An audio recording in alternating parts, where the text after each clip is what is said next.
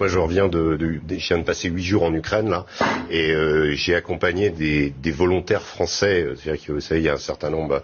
Il y a eu un appel au début du président Zelensky qui a demandé à des volontaires internationaux qui avaient des expériences de combat.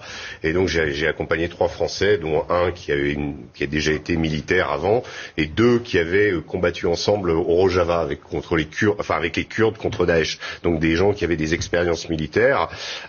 J'ai passé plusieurs jours avec eux et j'ai eu la surprise, et eux aussi, de découvrir in fine que pour pouvoir aller dans l'armée ukrainienne, eh bien, c'est les Américains qui sont à la manœuvre. C'est-à-dire que nous, on a failli se faire arrêter.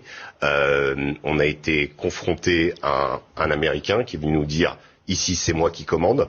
C'est pas les Ukrainiens qui commandent, c'est moi qui commande. Je parle de la formation et de l'enrôlement dans l'armée ukrainienne de volontaires internationaux. Voilà. Le type m'a même donné son nom. C'est un ancien de la guerre d'Irak. J'ai fait mes vérifications. C'est un reportage qu'on peut retrouver dans le Figaro Magazine de cette semaine.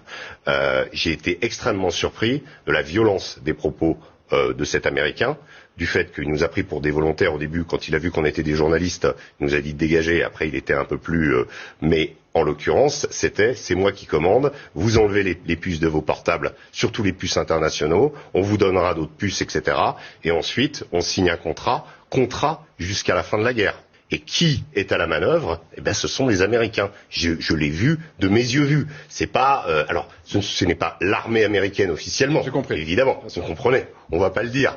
Mais en l'occurrence, c'est quand même quelque chose l'empreinte des Américains. Ouais. C'est quand même assez significatif. On sait que là, hier, ils ont envoyé une centaine de nouvelles armes qui s'appellent des Switchblade, qui sont des sortes de drones qu'on envoie par mortier et ensuite qu'on peut téléguider, donc des nouvelles armes.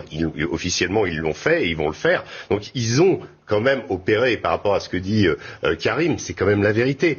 Moi, j'ai eu l'impression un petit peu, quelque part, que cette guerre, au-delà de l'aspect romantique, moi j'ai l'impression d'être avec les brigades internationales, et in fine, je me retrouve avec le Pentagone, quoi, en face.